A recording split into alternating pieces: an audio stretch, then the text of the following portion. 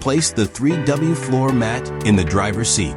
Press the clips firmly to secure it.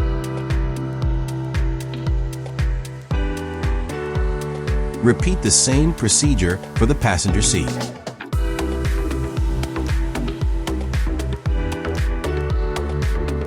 Do the same for the rear seats.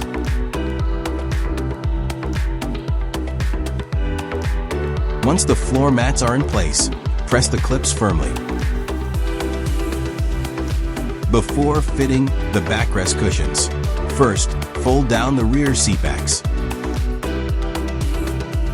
When fitting the backrest cushions, make sure to align the edges.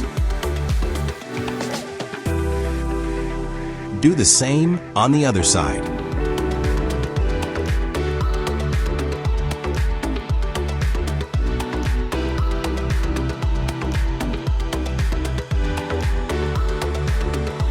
You can then return the seat backs to their original position.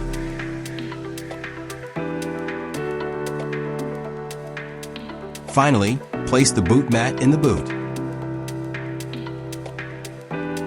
Once fitted, remember to thread the drawstring through the small holes.